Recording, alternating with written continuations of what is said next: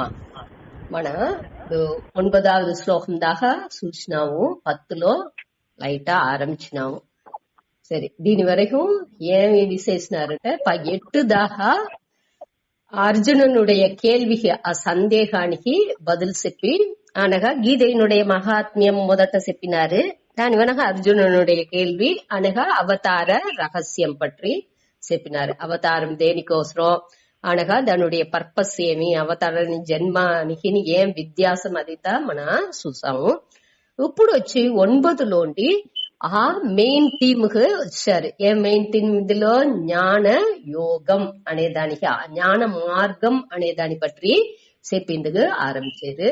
దీనిలో మన ఏమి మెయిన్ గా ఈ అధ్యాయాల్లో ఏమి మన తెలుసుకుంటున్నాము అంటే, మొదట వచ్చి సెల్ఫ్ రియలైజేషన్, అదావదు మనని మన తెలుసుకునేది, అదావదు ఆత్మని ఏవ ఆత్మనా సంతుష్టగ అటనిసి 2వ అధ్యాయాలో 55వ శ్లోకాల్లో ఆ నన్ను నే తెలుసుకునేది అనే దాని పற்றி చూసాము. నన్ను నేను తెలుసుకున్నా అంటే నాలోనే నేను సంతోషంగా ఉంటున్నా, నాకు వేరే ఒక పొరుళ్ళు అనేది అవశ్యం లేదు అనేదాన్ని మన మొదటి ఈ 2వ అధ్యాయంలో జ్ఞానయోగాలో చూసాము.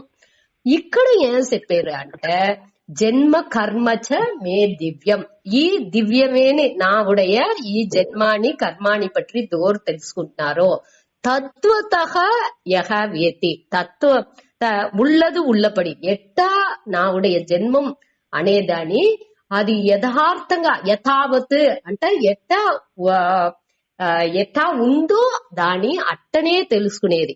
అదావదు నా ఉடைய జన్మం మాయికనే అనేదిని అనగా నా ఉடைய కర్మం అనేది ఈ ధర్మాన్ని స్థాపించేదే. ఈ దీని దోరు తెలుసుకుంటున్నారో ఆ తత్వతగా దోరు తెలుసుకున్నారట వాళ్ళకి వచ్చి పునర్జన్మం అనేది దొరకదు.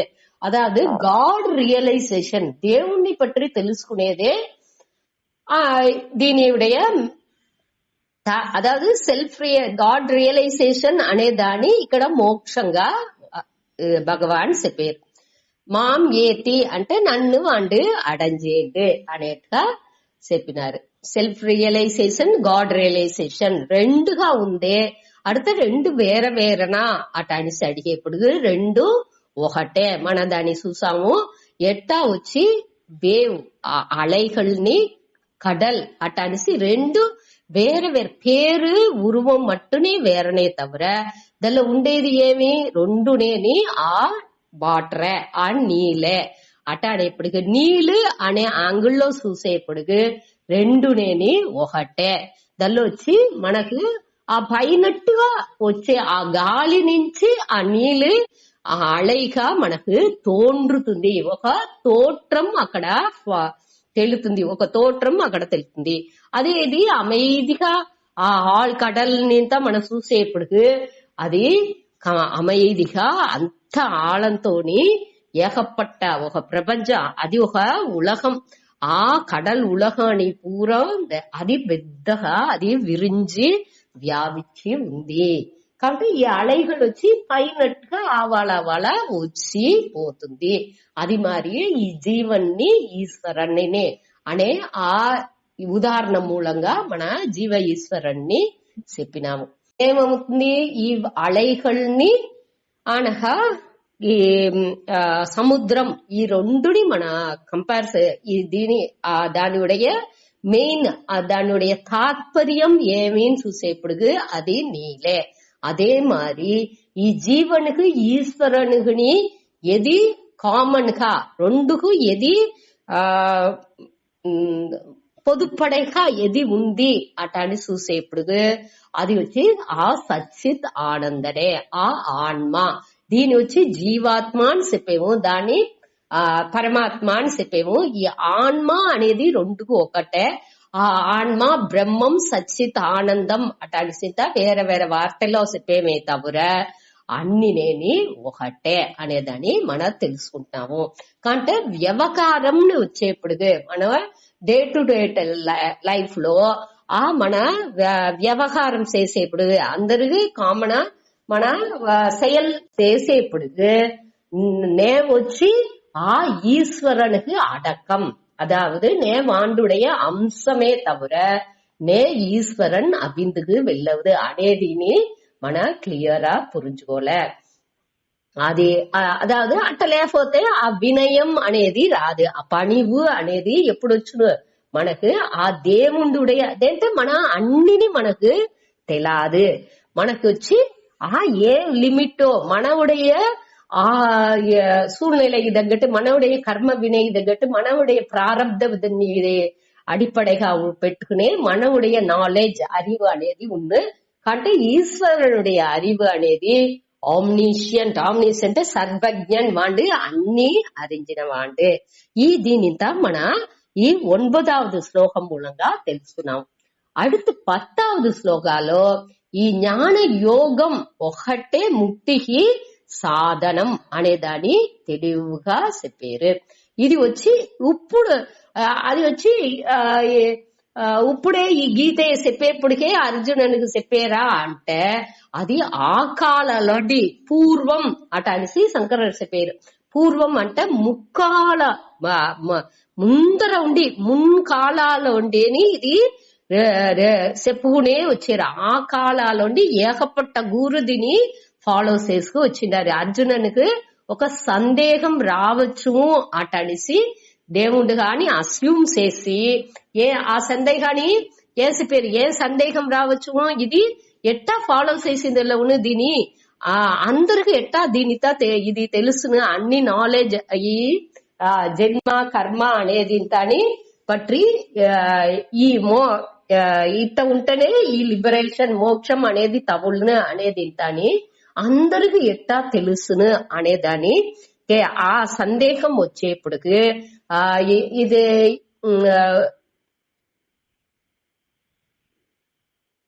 ఇది వచ్చి ఆ కాలంలోండి ఇట మారి నిండకు చేసుకొచ్చినారే ఈ మోక్షం అనేది నేను ఎట్టా అడంజుతును, ఇది వచ్చి ఉண்மைய కరెక్టానే ఉందా సరియాన పాదేనేనా అట అనిసింత వచ్చే సందేహానికి ఆ సందేహాన్ని నివర్తి చేసేట్టుగా ఉండే శ్లోకంగా 10వ శ్లోకం అమంజింది.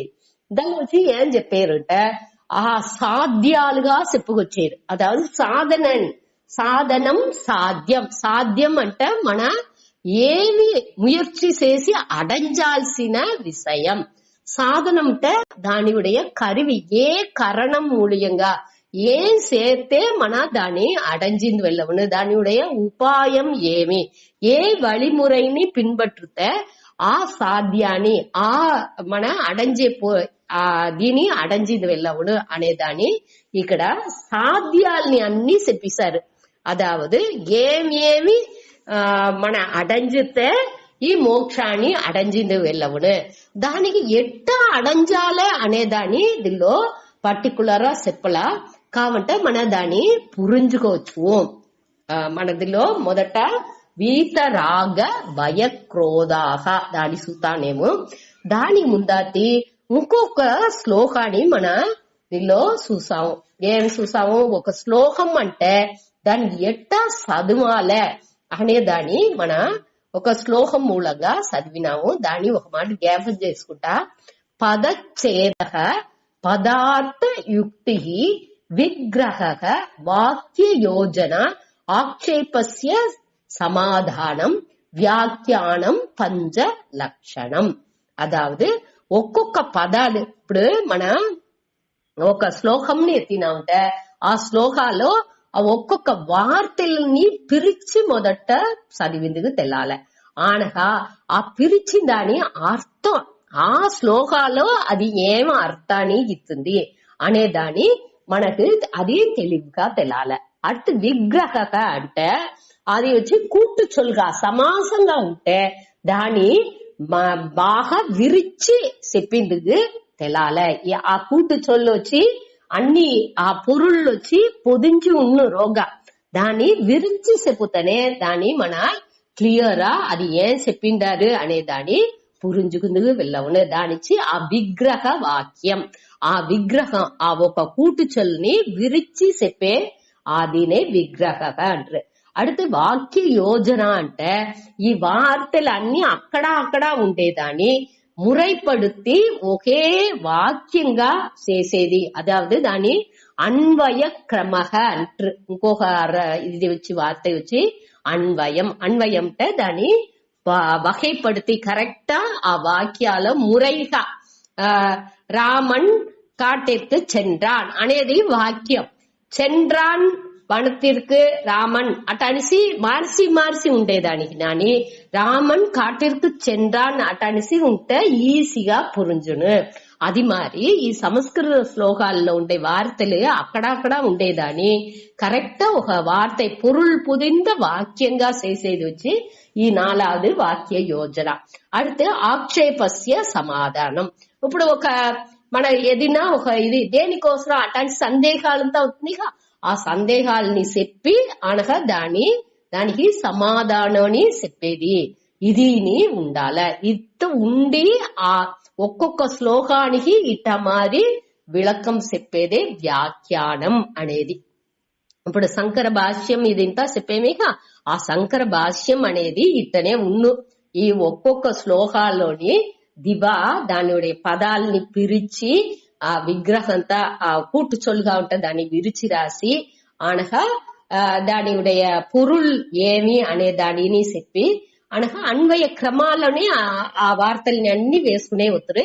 అనగా ఏం సందేహం దీనిలో రావచ్చు దానిని చెప్పి ఆ సందేహానికి ఏం సమాధానమో దానిని చెప్పుతారు. ఇట్టనే అందరుடைய విளக்காని ఉన్ను. దాని చదివే ఇప్పుడు పెద్దల్తాని చెప్పుకు వచ్చారు. దానే మనాని ఫాలో చేసేము. దీని మన క్లియర్ గా పురుంజుకోలే.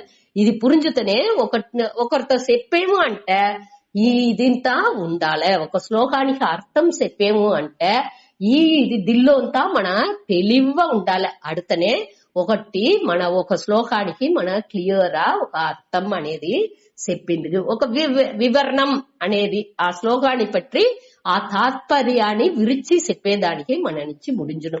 సరే, ఇది జనరల్. ఇప్పుడు మన శ్లోకానికి వస్తా. వీత రాగ భయ క్రోధాహ. దానిలో ఏం చూసాము? వీత అంటే విగత అంటే నీకపట్ట. ఏది నీంగింది? రాగ భయ క్రోధాహ. రాగ భయ క్రోధాహ అంటే మన దీనికి అర్థం చూసాము. రాగ అంటే పట్టు అనేదాని ఇక్కడ ఇంకొక ఏమి రాగ అంటే విషయేసు రంజన ఆత్మక వృత్తి. அதாவது விஷயங்களில் பற்றுதல்తో కూడియ ఒక ఎన్నం. అదే పట్టుదలతో అభిమానంతో కూడియ ఎన్నంగా ఉంటే అదే రాగం విరుపు అటనిసి చెప్పారు.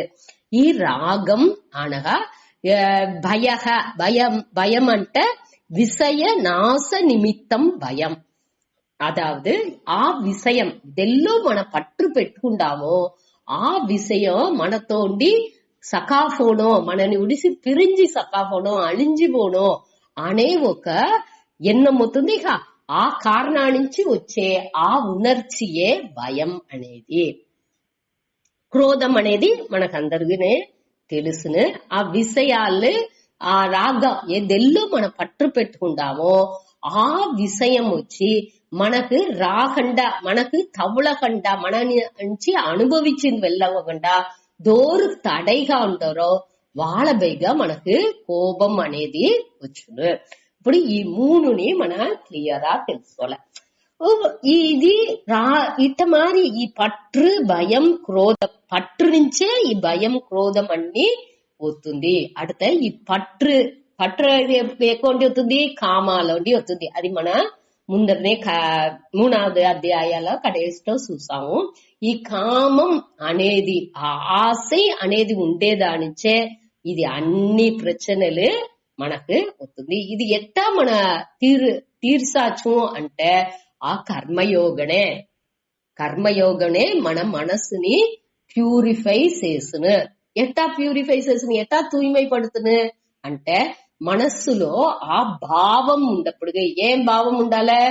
ఈశ్వర అర్పణ బుద్ధితో చేసే செயல்ని మనకు విధిக்கப்பட்ட கடமைகள்ని అన్నిని నియతం కర్మ సుసమయంగా ఆ ఎది మనకు విధించబట్ట దేవుడి ఆజ్ఞ నుంచి లేకపోతే ఈ పంచ మహాయజ్ఞాలు అని చెప్పినా ఇక లేకపోతే మనவுடைய வர்ண ஆசிரமானி அடிப்படைகா ఉండే ఆ செயல்கள் ఇట ఏ செயல்கள்గా ఉంటనాலும் ఆ செயல்ని అన్నినేని మన ఆ విధికపట్ట కడమైల్ని అన్నినేని మన ఈశ్వర అర్పణ బుద్ధితో మన చేసేది.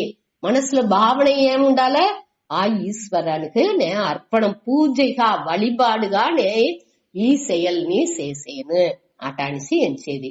అనగా ఏమి దానిలో బలనొచ్చినాலும் దాన్ని ఈశ్వర ప్రసాదంగా ఎత్తేది. ఇది ఉన్నందింటే మనకి ఈ రాగం భయం క్రోధం అన్ని వచ్చిందుకు ఛాన్సే లేదు.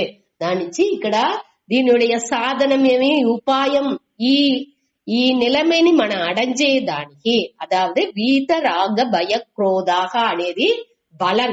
ఈ బలాన్ని అడంజేదానికి మనసునుடைய తూய்மைయేది. ఈ తూய்மைని అడంజేదానికి మనం చేయాల్సిన పని ఏమి? కర్మ యోగం. యోగా అదావదు செயல்களన్నీ యోగంగా చెయ్యాల. దేవుడి పైన అన్ని భారాన్ని వేసి మన చేసేది పడకాల అనేదే దీనిలో మన మొదట తెలుసుకునే. అదావదు మొదట అశ్రద్ధై అనేదాన్ని ఇంపార్టెన్స్ ఇచ్చేరు. బ్లైండ్ బిలీఫ్ లేదు, కురుట్టు నம்பிக்கை లేదు. దేవుడి పైన అశ్రద్ధై మొదట వచ్చి అదావదు నింద పొరుల్లో మన బిలీఫ్ నம்பிக்கை అనేది పెట్టాల్సింది. నిండది పురుంజుకోలే అనేట్టుగా ఉన్ను. కాబట్టి మన வாழ்க்கைలో మనం ఏం చేస్తూ ఉంటే అన్నిని మన వెరిఫై చేసి అన్నిని పురుంజుకోలే అని ఎచ్చుతూ అదే బుద్ధిயினுடைய తన్మై. నేచురల్ గానే అన్ని మనిషిలాకు ఉండే ఆ ఒక ఇయల్బు. ఆ ఇయల్బు నుంచి మనం ఏం చేస్తూ ఉంటే అన్నినేని మన వెరిఫై చేసి కరెక్టా, ఇది వాళ్ళు చెప్పింది కరెక్టేనా అటానిసి మనసు చూసిందుకు వెరిఫై చేసి ఆనగానే దాన్ని అక్సెప్షన్ ఏత్తుకున్నాం. దాని పడి నడిసిందుకు మొదటనే తోడుతో చెప్పిన దానింతా చేసిందుకు రెడీ అవ్వదు. అందరు అట్టం ఉంటారు.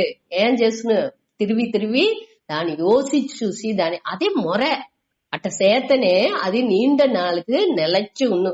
కురుట్టు నమ్మికగా మనం చేసినా ఉంటే ఏమవును, ఒక స్టేజ్ లో అయ్యో ఈ దేవుడు నాకు కష్టంగా ఇచ్చారు, ఈ దేవుడు మంచి దేవుడు లేదు అటాని సింతాని ఎంచిందుకు తోంచును.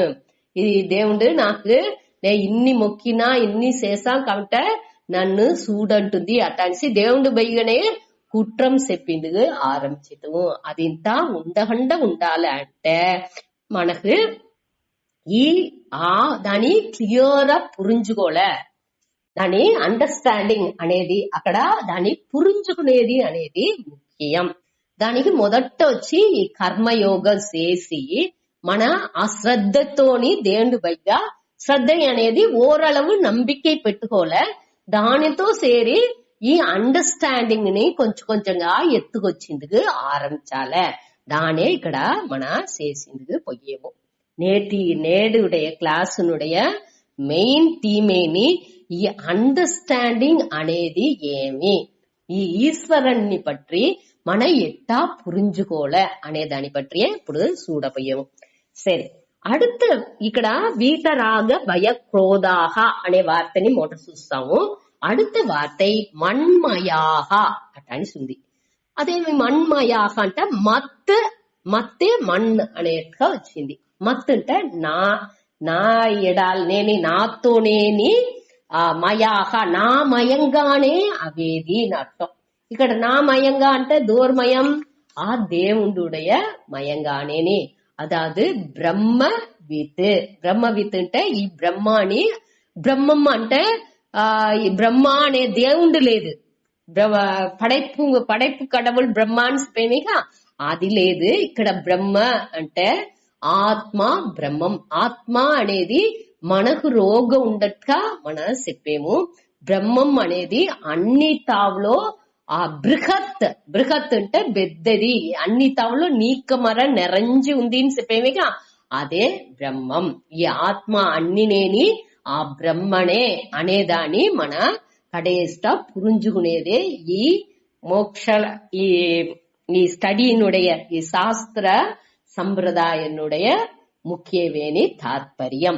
ఈ సరే ఈ బ్రహ్మ విత్ అంటే ఏమర్థం అంటే బ్రహ్మాని క్లియర్ గా తెలుసుకున్నమాట. సరే అదెట్టా తెలుసుకోవచ్చు అంటే ఈశ్వర అభేద దర్శినః. ఈశ్వరన్ దేవుండుని నేనుని వేరే వేరే అట లేదు. వేరే వేరే అభేద, భేద అంటే విధ్యాసం, వేరే వేరేగా ఉండాము. నే వేరే దేవుండు వేరేగా ఉండాము. ఇక్కడ ఏం చూసాము, ఈశ్వర అభేద దర్శినః అంటే నేను ఈ ఈశ్వరంలోండి వేరేగా లేదు అటానిసి చూసేవాండు. ఆ ఎన్నం మన్మయా అంటే ఆ వాండు మయంగానే అభినవాండు అర్థం. అదేటా వెళ్ళవును అనేదాని ఇప్పుడు దానిடைய விளக்கம் கொஞ்சம் சூத்தாடி. அதாவது మన మనసు ఈ ప్యూరిటీ ఈ కర్మయోగం చేసి మనసు కొంచెం కొంచెంగా తూய்மை అవంగా మన వచ్చి ఈ ஹையர் நேச்சர் మనவுடைய உயர்ந்த இயல்புக்கு మన ஒத்துவோம். தானே గాడ్హుడ్ దైవీகமான ఇయల్బులు మనకు రాంగా మన ఆ దైవంగానే అభితువు అనేదే ఇక్కడ మనவுடைய ஃபுல்லஸ்ட் growth, మనவுடைய முழுமையான ఈ మనసుனுடைய முழுமையான வளர்ச்சி అనేది అభేపడుது. అదావదు ఇంకా వేరే మాదిరి చెప్పాలి అంటే మనతో ఈ మనసులో ఉండే ఈ మలం అழுக்குలు పూరా సక్కాయిందింట. అదావదు జీవన్ మైనస్ ఆ ఇంప్యూరిటీ మలాలు అన్ని తూய்மையற்ற ఈ అழுக்குలు అన్ని జీవన్లోండి సక్కాయిందింట.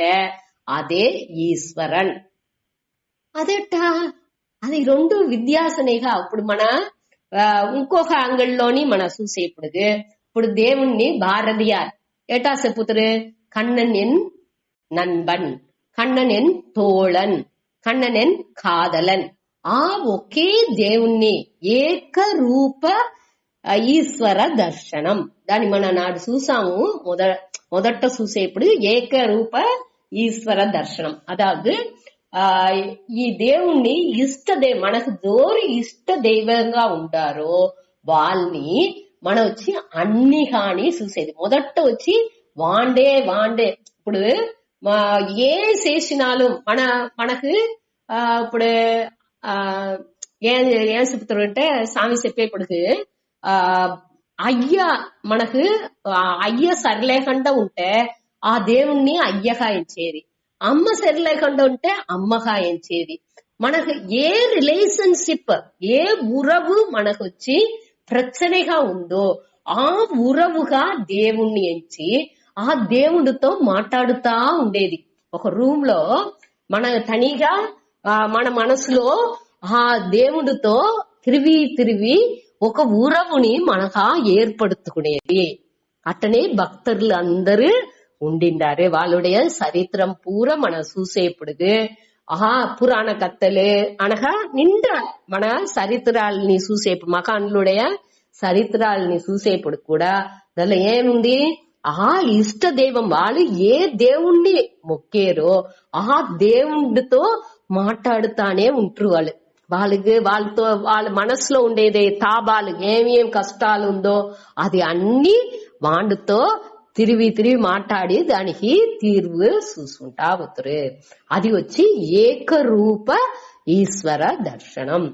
ఆనకు కొంచెంగా మనసు వளர்ச்சி పక్వం అవంగా అన్నిని అదిగా అన్ని మనిషిలాని ఆ కண்ணన్గా చూసే ఆ తన్மை వచ్చిందుకు ఆరంభించును. అదావదు చూసే మనిషిలాని అన్నిని ఆ దేవుండుగా ఎంచే తన్மை వచ్చును.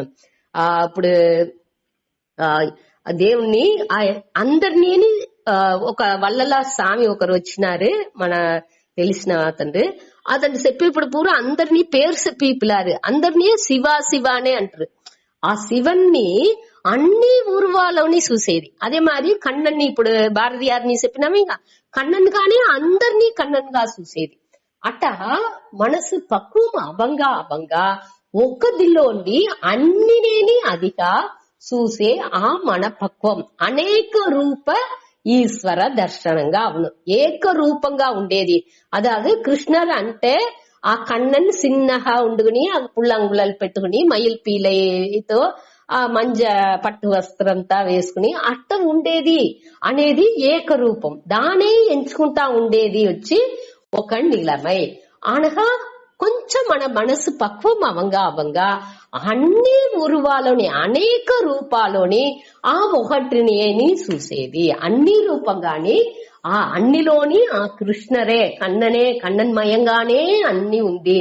అట్ట అనేసి ఏం చేది వచ్చి అనేక రూప ఈశ్వర దర్శనం. ఆనక ఏం చూడపోయేము అంటే విశ్వరూప ఈశ్వర దర్శనం. అది 11వ అధ్యాయాలో మనం చూడబోయాము. ఇది అన్నినేని 7వ అధ్యాయాలోండి 11 దాకా ఉండే ఆ భాగాలో మన తిరిగి చూతుము. ఇది ఒక సురుకంగా ఎట్టా మనకు 2వ అధ్యాయంలో కర్మయోగాన్ని జ్ఞానయోగాన్ని ఒక సురుకంగా చెప్పి ఆన 3వ అధ్యాయం కర్మయోగం విరిచి చెప్పినారు. అది మరి దీని వచ్చి మన సురుకంగా ఇవాళ చూతా ఉండాం. దీన్ని బట్టి విలకాలు ఇంకోతర మన 7వ అధ్యాయంలోండి 11వ అధ్యాయం దాకా ఇంకోతర బాగా చూతూ ఊరికే మన దీన్ని తెలిసి పెట్టుకుంటా ఇవాళ.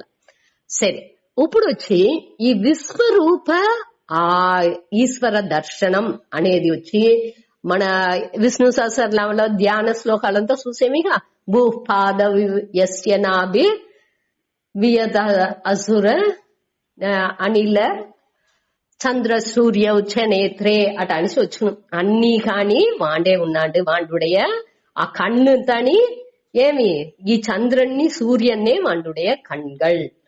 ఆ ఆకాయం వచ్చి వాండుடைய నాభి. ఈ భూమియే వాండుடைய పాదం.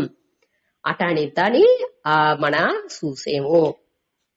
ఆ వాండుடைய వరుసే వాండుடைய ఆ విశ్వరూపానియే ఈ ప్రపంచాన్ని వాండుடைய విశ్వరూపంగా దీనిలో చూసేము.